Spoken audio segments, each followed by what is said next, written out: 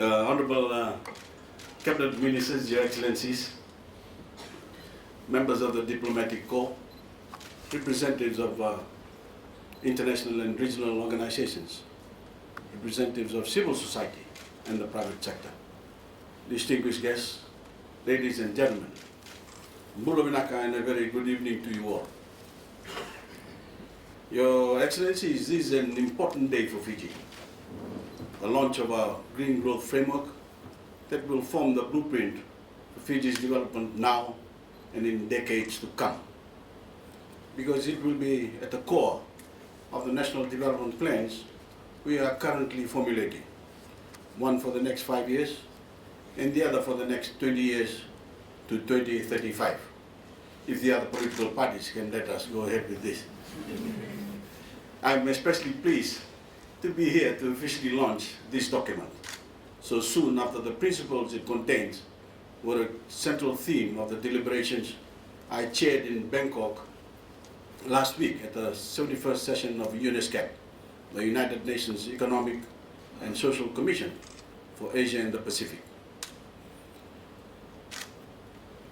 There I was able to share Fiji's experience of developing this green growth framework with my fellow leaders at ESCAP.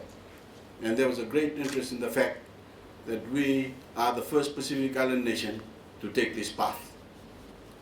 As you all know, the issue of sustainable development is one of the most pressing challenges for every nation. We are all striving, to a greater or lesser extent, to strike a balance between our overwhelming desire to exploit our resources to raise the living standards of our people and the overwhelming imperative to utilize those resources in a sustainable manner and protect them for future generations. The green growth journey is one that every nation must take, and I'm very proud that Fiji has now embarked on this journey with a clear vision of where we want to go and how we need to get there. As I stressed at my meetings in Thailand and before that in Japan, it's a journey that no sector of any society can embark on independently. For any government to do so without taking everyone with it, whether it is the private sector, civil society, or individual citizens, is utterly pointless. Put simply, we are doomed to failure in our quest for sustainable development unless we all take this journey together. And I'm grateful that in building Fiji's green growth framework, we've had such eager cooperation and management from all walks of national life, along with the valuable assistance of our development partners. I want to place on record my government's appreciation for the way in which you have all collaborated in this crucial endeavor, which, if fully implemented, will guarantee the sustainability of all aspects of our national development in Fiji, and keep our trust with the Fijian people today and for generations to come. And I especially want to thank the Asian Development Bank and ESCAP for the support they have provided in formulating this framework. And I also would like to acknowledge the team from the World Wildlife Fund Pacific, led by Mr. Carlo Williams, for volunteering their services to create the innovative design and layout of the document itself. As with the Constitution, our Green Growth Framework, with its theme of restoring the balance in development that is sustainable for our future, has been translated into the Voreqe and Fiji Hindi. So this is the vision we can share with every Fijian as we encourage them to get behind this document and the great principles it espouses. Your Excellencies, ladies and gentlemen, as I said in Bangkok last week, there are some things we cannot control as Fijians, such as the terrible threat to our way of life in the Pacific Islands posed by sea level rises caused by climate change. I said a great deal about this last week and will keep hammering the theme all the way to World Climate Summit in Paris in November. Because we have precisely 6 months to shake the developed world out of its complacency and embrace the absolute need for drastic cuts in carbon emissions to slow down the rate of global warming and give Pacific nations a fighting chance. But tonight, I want to emphasize those things over which we do have control, the many principles that are contained in this framework document. And the blueprint it provides us with as we move forward together to achieve our vision of building a modern and prosperous nation state, standing tall and proud in the Pacific and tall and proud in the world. A nation that has embraced best practice when it comes to the sustainable development of our resources. A nation that practices what it preaches. A nation that has a sacred pact with unborn Fijians to leave them with surroundings in the same pristine state they were when they bequeathed that to us. I encourage every Fijian to read this document because I repeat, the struggle for sustainable development is a struggle that can only be won with a unified national response. Every Fijian playing their role no matter who they are, where they come from in Fiji or how old they are. I told the nation's school children this morning, excuse me, when I launched National Environment Week, that I wanted every Fijian child to become a warrior for the environment, to take responsibility, even at a young age, to protect their immediate surrounding and encourage others around them to do the same. I'm convinced if every young Fijian young person can grow up seeing themselves as personal custodians of their surroundings, nothing is impossible in ensuring that our national development is sustainable and our resources are protected for all time. With this document, Your Excellencies, I want to fire the imagination of every Fijian about what we can achieve working together, especially to address the 10 major themes at the heart of our quest for a green-blue economy.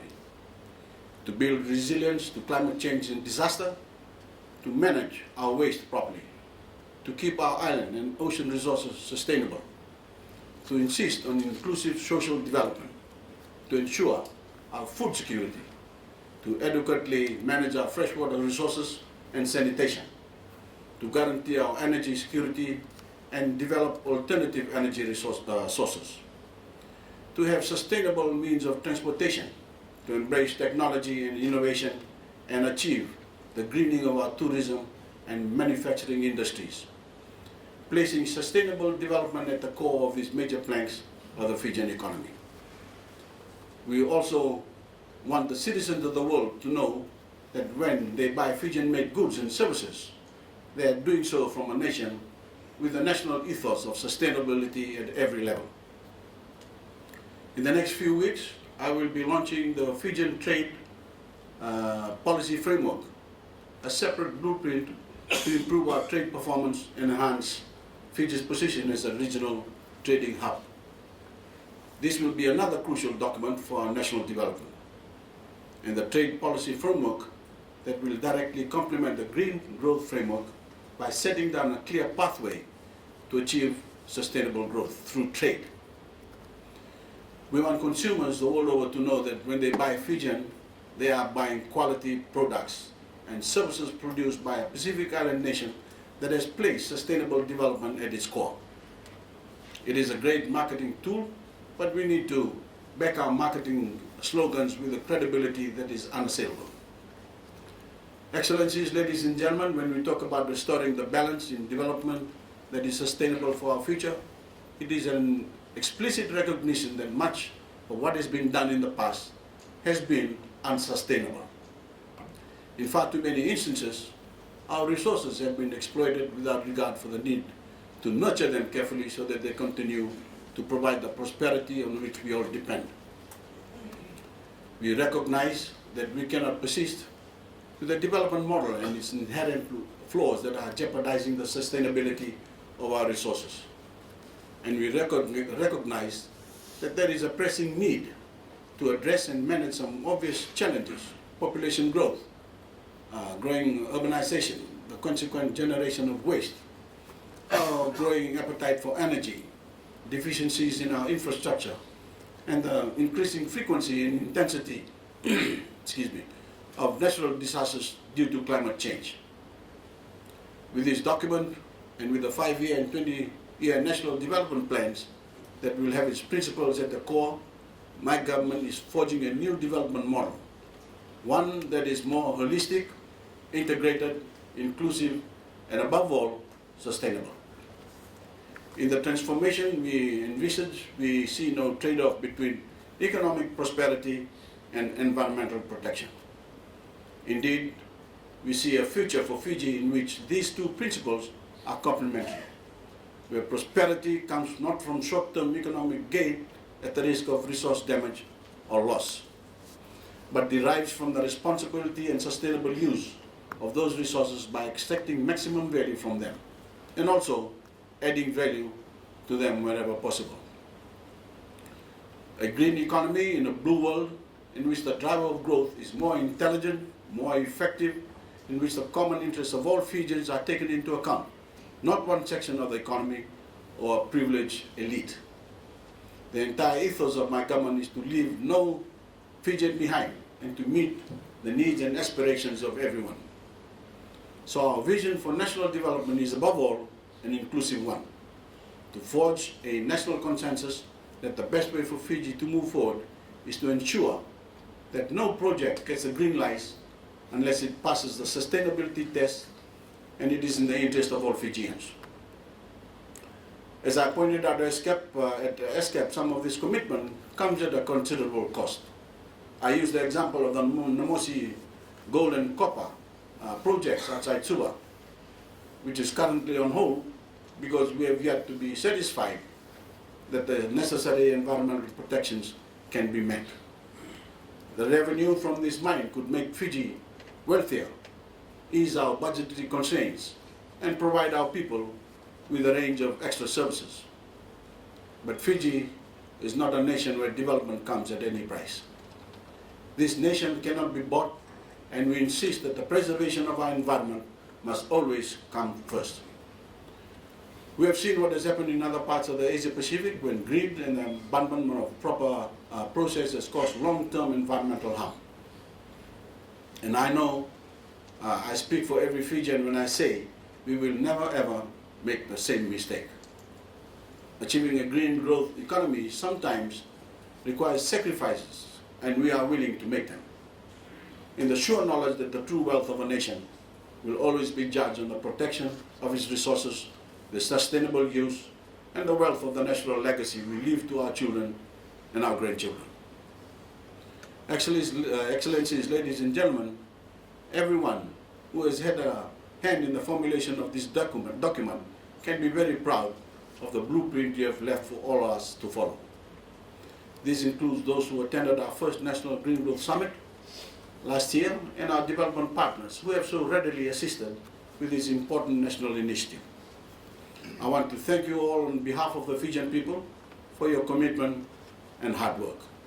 And as Prime Minister, call on the entire nation to move forward and put the principles we have enunciated into practice, to make Fiji a shining example of best practice in sustainable development, truly a green growth economy in a blue world, an inspiration to our Pacific neighbors, and a nation worthy of respect in the eyes of any citizen of the world who values the protection of the planet we all call our home.